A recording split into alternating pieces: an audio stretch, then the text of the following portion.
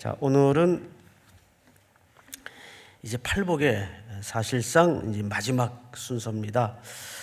보통 어떤 학자들은 이 팔복이 아니라 구복으로 구분하는 학자들도 있어요. 근데 이제 워낙 우리가 팔복으로 규정을 했기 때문에 팔복으로 마치는 것이 순리일 것 같아서 오늘 본문은 12절까지 함께 다루도록 하겠습니다. 자, 그런데 문제는 이 팔복의 여덟 번째 복이 네 번째 복과 상당히 중첩돼요. 그렇죠? 자, 우선 오늘 본문을 먼저 읽고 들어가 보도록 하죠.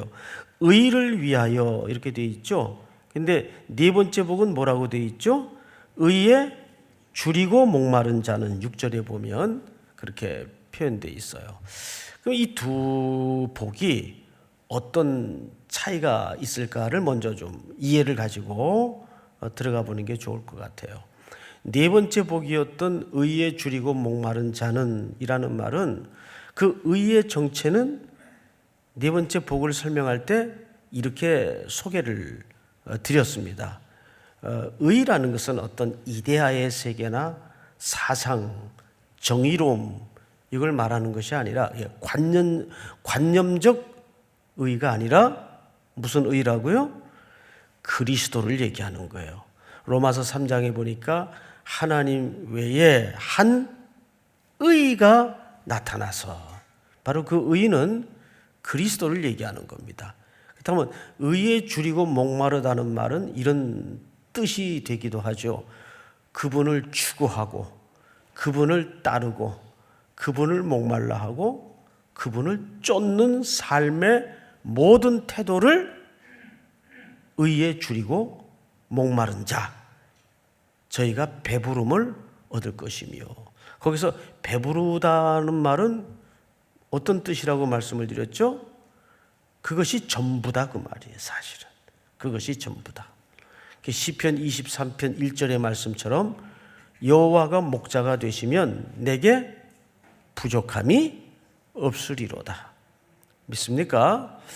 그러니까 이렇게 구분을 하면 좋을 것 같아요. 첫째, 의에 줄이고 목마르다는 네 번째 복의 의미는 예수 그리스도를 추구하고 쫓는 삶의 태도를 얘기하는 것이구나.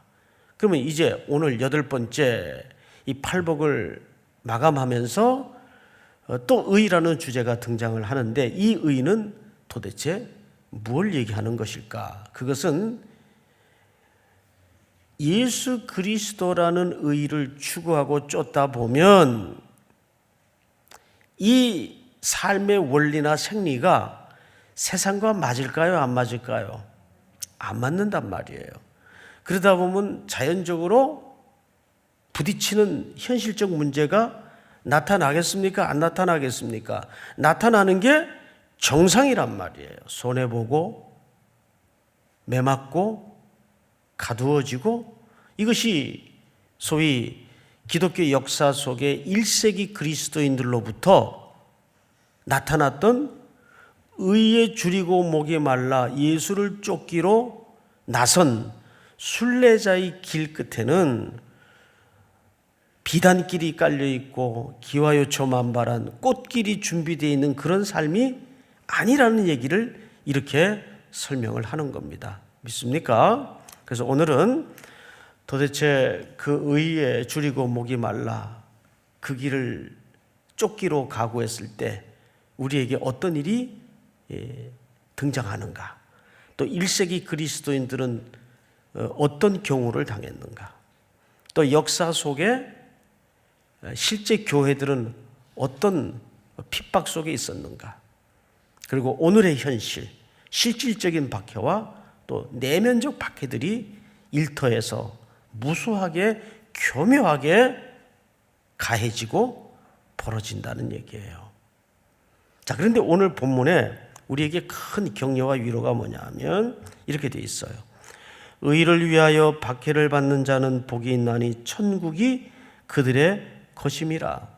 이미 그들은 천국을 소유한 자로서 증명이 된다 그 말이죠.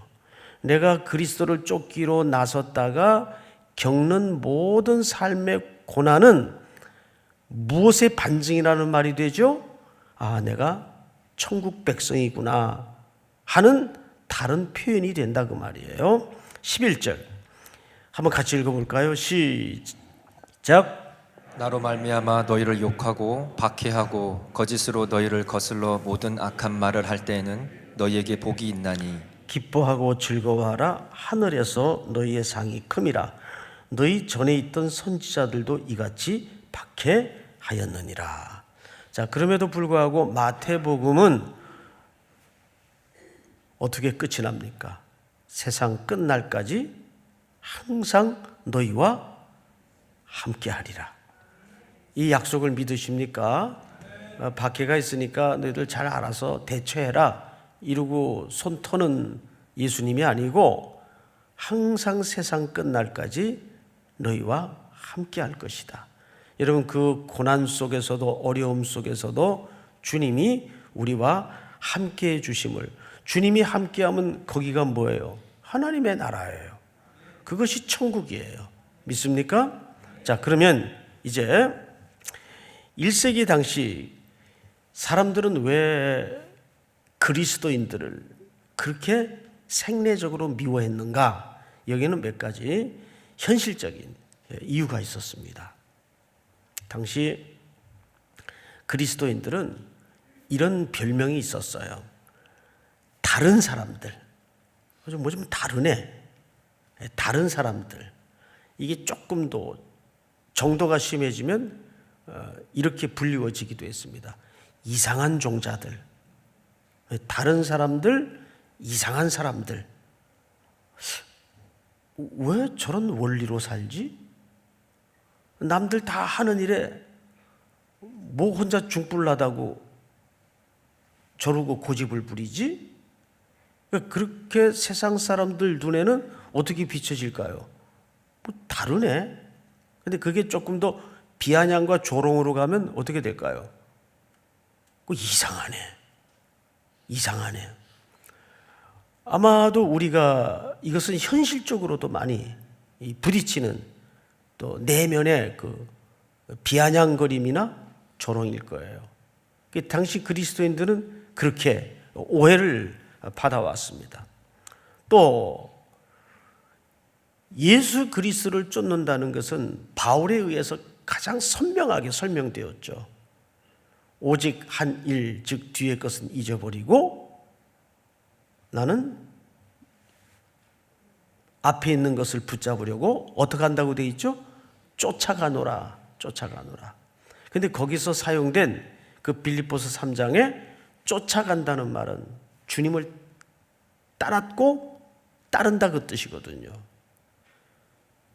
근데 그 쫓아간다는 말이 사실은 그 1세기 헬라 시대에 경주용, 스포츠용 언어입니다. 개념을 설명하자면 이런 뜻이 돼요. 더 좋은 이익을 위해서 손에 쥐고 있는 것을 놔버린다 그 뜻이에요. 다시요. 더 좋은 이익을 위해서 손에 있는 것을 놔버린다 그 뜻이에요.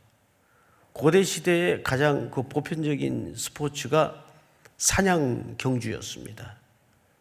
귀족들이 점심을 하고 난 다음에 또는 식사를 하고 난 다음에는 그저 오락겸 사냥 경주를 많이 했습니다.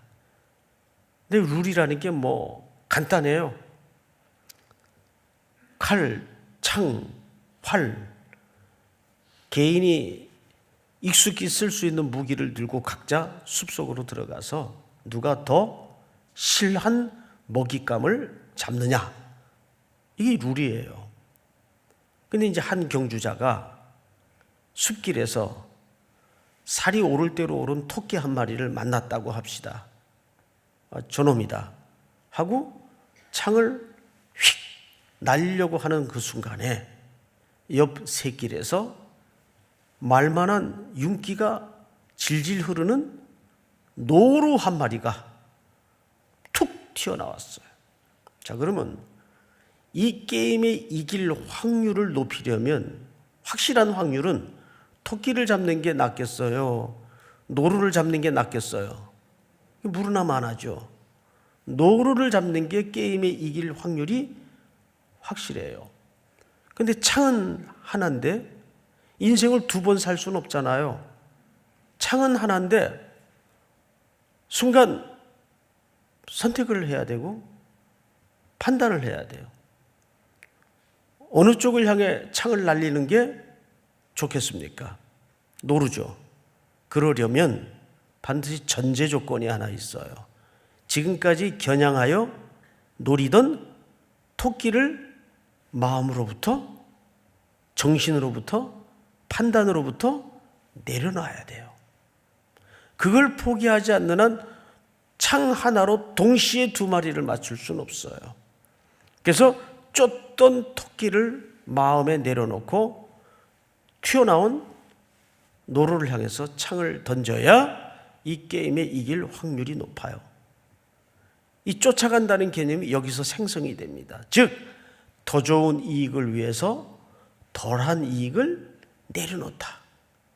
그러려면 더 격렬한 삶의 저항과 외로움이 부딪힐 수밖에 없는 거죠. 이걸 이제 우리는 박해로 표현을 하곤 합니다. 박해가 분명 맞습니다. 그런데 요즘에는 그렇게 제3세계의 일부의 모습처럼 물리적인 박해가 우리에게는 없죠. 그런데 더 심각한 박해들이 많습니다. 뭐가 있을까요? 이 미디어를 통해서 우리를 혼란케 만드는 사단의 전략이 뭐냐면 전선을 없애버려요. 그게 뭐가 적인지 뭐가 선한 것인지 피하 구분이 안 되는 전쟁터에서 우리 청년들이나 성도들이 싸움을 싸우고 있단 말이에요. 이게 굉장히 어려운 싸움이에요. 과거의 박해는 피하가 선명했어요. 근데 지금은 적과 아군이 구분이 되는 세계입니까? 안 되는 세계입니까? 안 돼요. 아주 감동적이고 선한 영화나 또는 드라마를 빙자해서 우리 기독교인의 복음적 가치관을 헷갈리게 만들어요.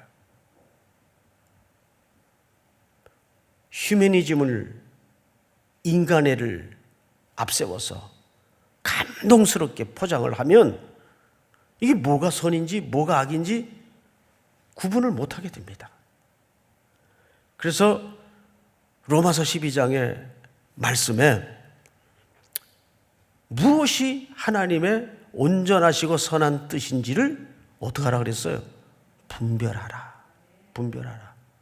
그걸 바르게 분별하려면 우리는 철저한 성경의 가치관 위에 단단히 세움을 입는 방법 외에는 이 세상을 분별할 수 있는 도리가 다른 길이 없습니다. 성경의 진리 외에는 다른 길이 없어요. 얼마나 지금 혼란한 시대인지 아십니까?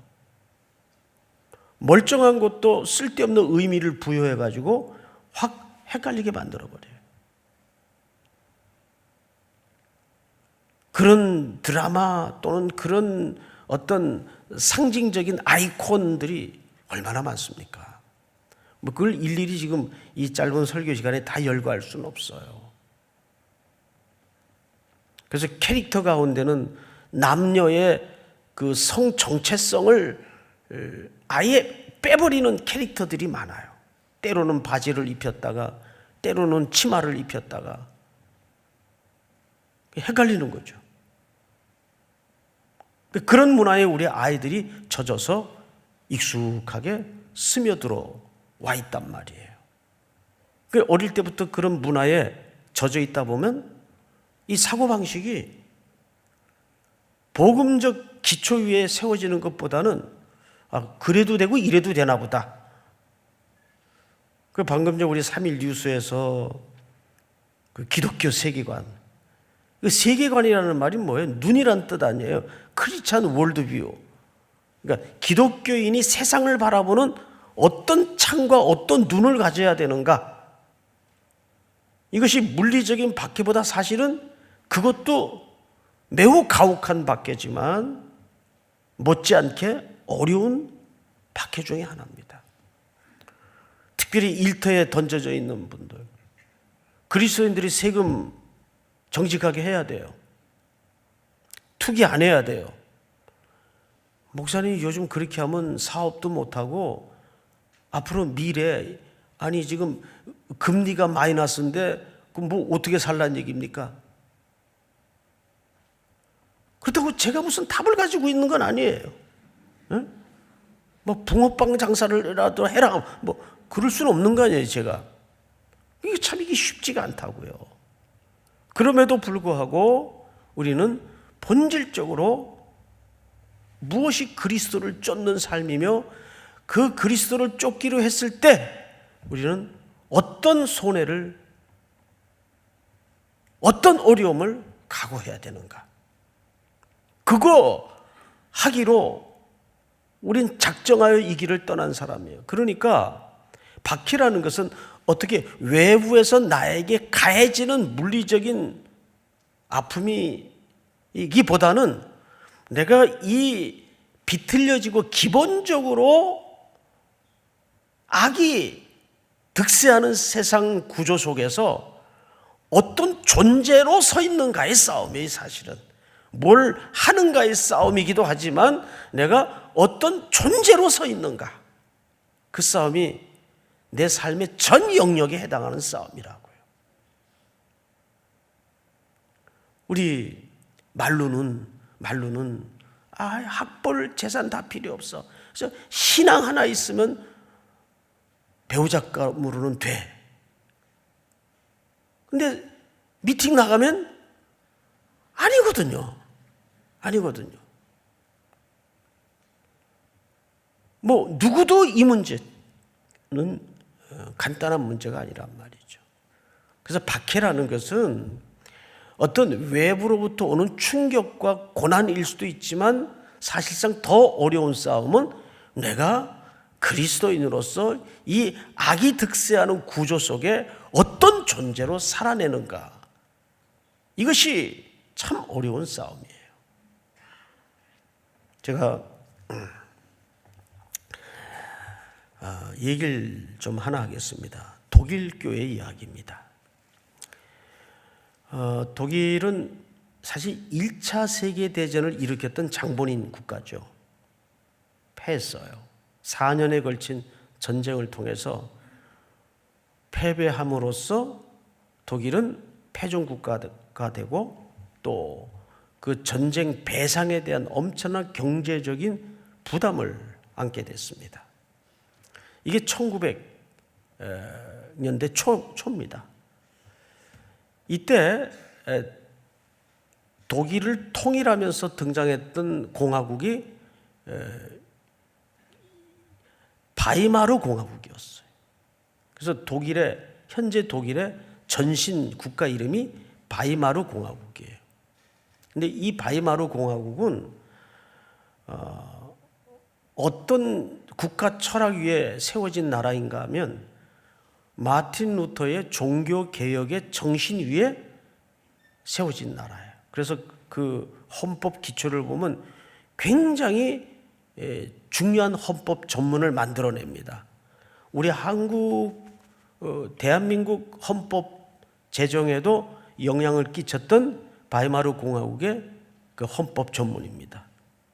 아주 어쩌면 이 지상에 존재하는 국가 이념의 가장 이상적인 의미를 담아낸 국가를 건설하고자 바이마르 공화국이 1919년에 세워집니다. 그때는 세계가 아주 격동하던 세상이었어요. 그러나 그 전쟁 배상금과 맞물려서 1920년도서부터 불어닥친 경제 대공황, 이 빵의 문제를 이 바이마르 공화국은 이상만 가지고 있다 보니까 해결하지 못했어요. 이때 그 절망에 빠진 독일 국민들에게 혜성처럼 등장했던 정당이 나치입니다. 히틀러가 등장을 한 거죠. 히틀러는 모든 국민에게 폭스바겐을 제공할 것이고 빵의 문제를 해결할 것이다. 그 당시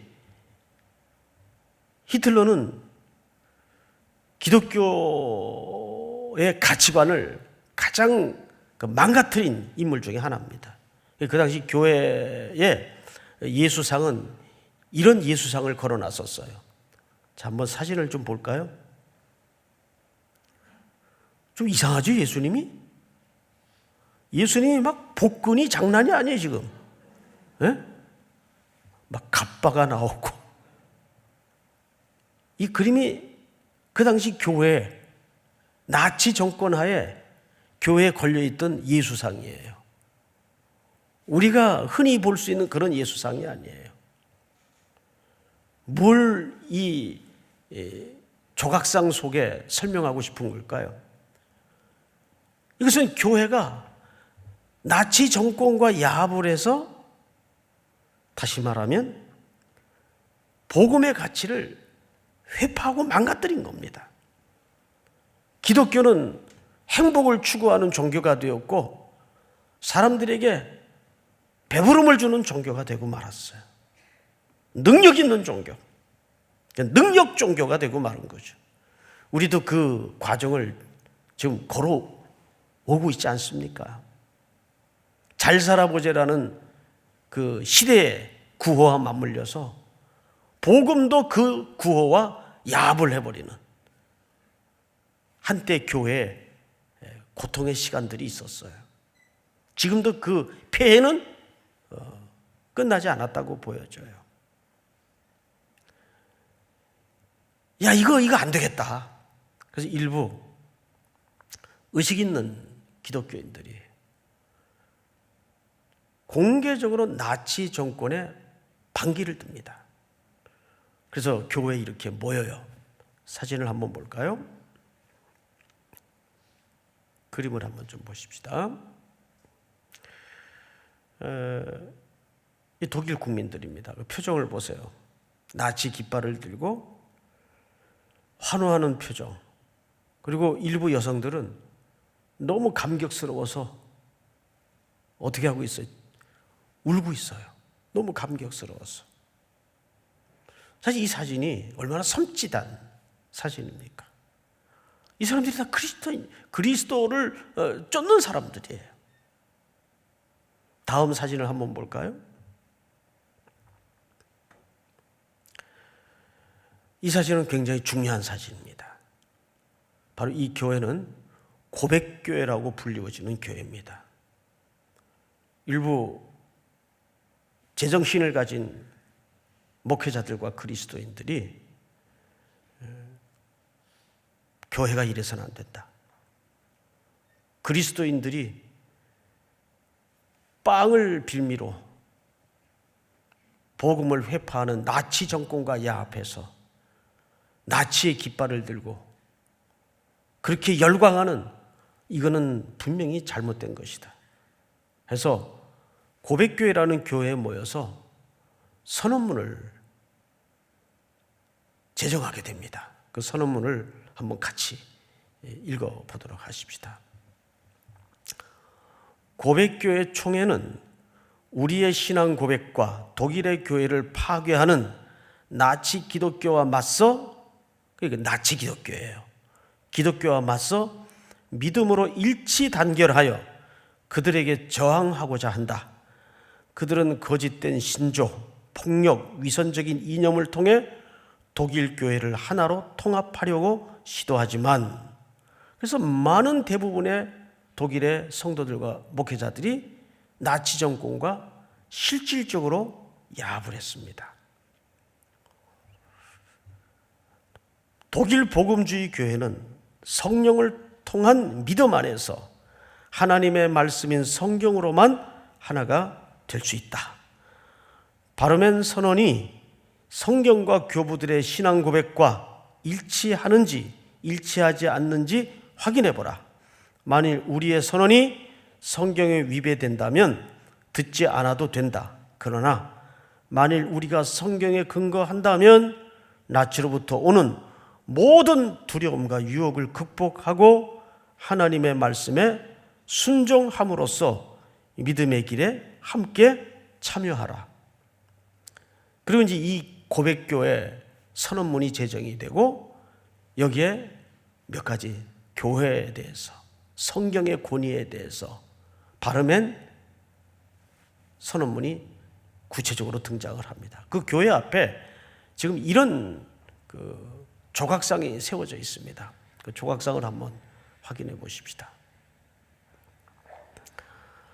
예, 그 히틀러식 경례죠?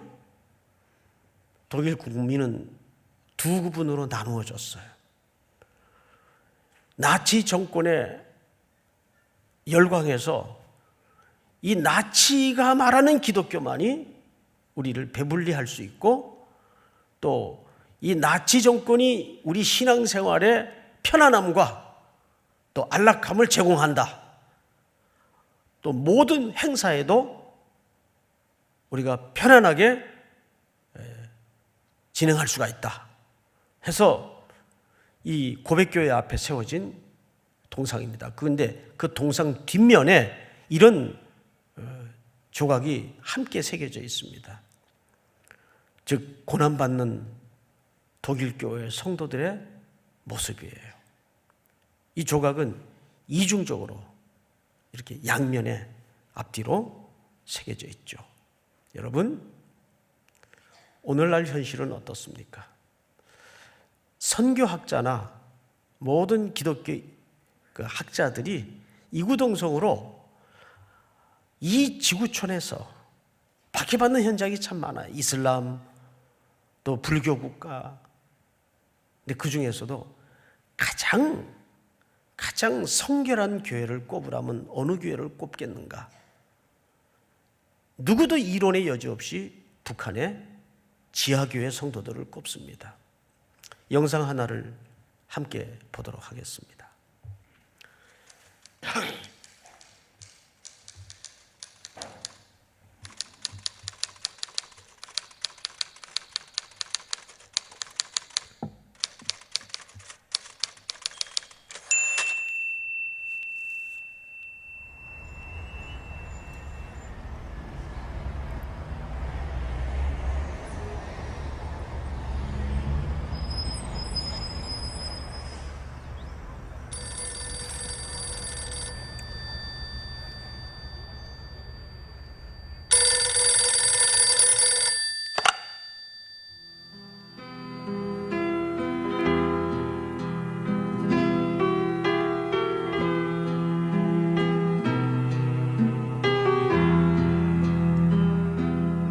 이제 전화를 이제 동네 전화를 해가지고 그때는 이제 핸드폰이 없었을 때니까 저 연락을 해놓고는 북한에 그 성도들이 있다는 그분들 나오라고 그래서 점심을 같이 할 수 있도록 어레인지를 했습니다. 도착을 했습니다. 그리고 4명의 어른들이 나왔습니다.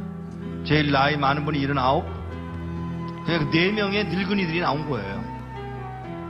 제가 처음 질문이 뭐였느냐면 왜 나오시려고 그러세요? 요 말 한마디를 하는데 뜻밖의 그 노인이 나 찬송 한번 마음 놓고 부르고 싶어서 더 이야기할 게 없어서 알겠습니다. 제가 도와드리겠습니다. 언제 나오시겠어요? 그랬더니 빠를수록 좋소. 몇 명이나 되세요? 65명이에요. 어른들은 아니야. 애도 있어. 우리 손녀도 있어. 정보가 들어왔는데 우리 모두 잡혀서 수용소로 끌려간다나 봐. 알겠다고. 제가 도와드리죠. 제가 도와드리겠습니다. 그랬더니 이분이 잠깐만. 네? 잠깐만. 내가 나가서 하나님께 직접 물어보고 결정하면 안 돼? 그러세요. 기도를 막을 수는 없으니까. 그러세요. 뚜벅뚜벅 걸어 나가시는 분이 한 10분 만에 돌아오시는데 땅을 질질 끌고 들어오시더라고요.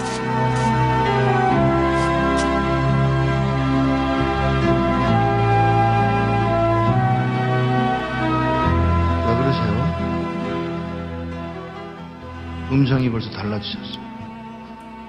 나와서 물었소. 하나님, 저 미국에서 온 이목사라는 사람이 우리 도와주겠다고 왔는데 따라갈까요? 그랬더니 하시는 말씀, 내가 능력이 없어서 너희들을 북한 땅에 남겨둔 줄 아냐? 그러니까 이 노인이 그 말을 듣고, 우리가 그럼 매맞는 것도 하나님 뜻이에요? 물론이지.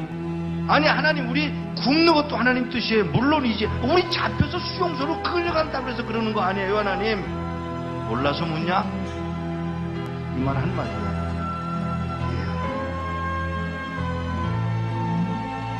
그리고는 저에게 그 얘기를 전해주고, 헤어지기 전에 인사를 하려고 이렇게 끌어안으려고 그러는데, 끌어안는 게 이게 익숙하지 않아요, 이 사람들. 그래서 제가 무릎을 꿇고 이렇게 내려다보는데, 그가 신고 온 신발에 구멍이 뚫려서 발가락이 이렇게 나와 있더라고요. 그 발가락에 제가 입술을 대고 키스를 했어요. 그리고 우는 동안에 제 목에 뭐가 떨어지더라고요. 그 할아버지가 울고 계신 거예요. 일어나서 인사를 다시 하고 떠나면서, 안녕히 계세요. 그랬더니, 무슨 인사가 그러냐? 죄송합니다. 왜요? 천국에서 만나자 그래라. 예, 천국에서 뵙겠습니다. 그 말 한마디를 하고 떠나서 나오는데, 몇 걸음 떠나갔는데 뒤에서 그의 음성이 들려옵니다. 누가 우리를 그리스도의 사랑에서 끊으리요.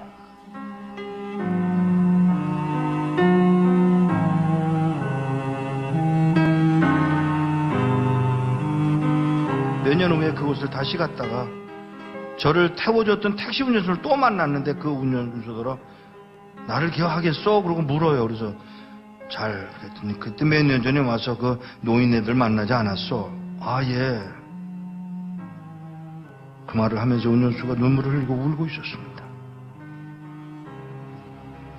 끌려가서 6명의 젊은이가 안 끌려가겠다고 덤비다가 6명은 매맞아서 머리통이 깨서 죽고, 쉬운 9명 4, 5년 동안에 수용소 가서 병들고 굶고 매맞아서 죽었답니다. 한 명도 안 남고. 이런 믿음을 지킨 사람들, 찬송 한번 마음 놓고 불러보고 싶다던 그 사람들을 우리는 과연 어떻게 해드려야 되는 것입니까? 우리는 뭘 할 수 있을까?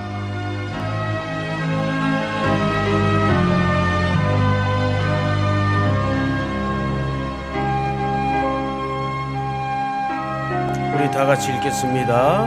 시작. 나로 말미암아 너희를 욕하고 박해하고 거짓으로 너희를 거슬러 모든 악한 말을 할 때는 너희에게 복이 있나니 기뻐하고 즐거워하라. 하늘에서 너희의 상이 큼이라. 너희 전에 있던 선지자들도 이같이 박해하였느니라. 다 일어나십시다. 내 마음의 주를 향한 사랑이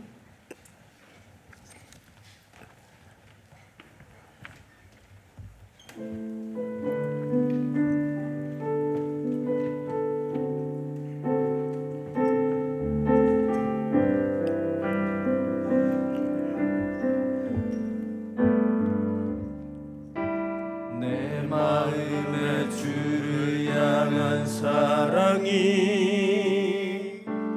나의 말엔 주가 주신 진리로 나의 눈에 주의 눈물 채워주소서.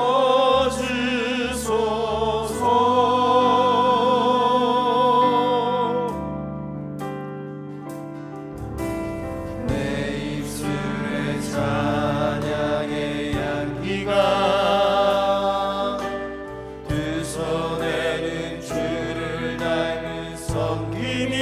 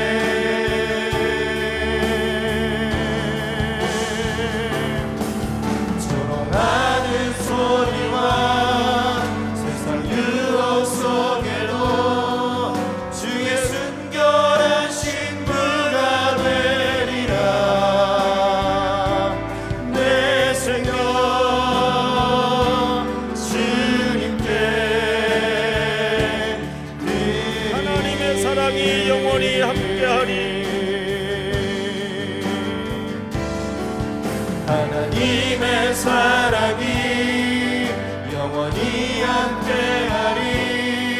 십자가의 길을 걷는 자에게, 순교자의 삶을 사는 이에게,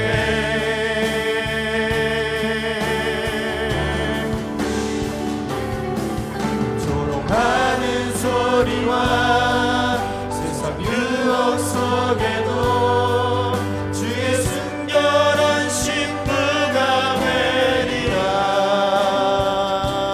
내 생명 주님께 드리리.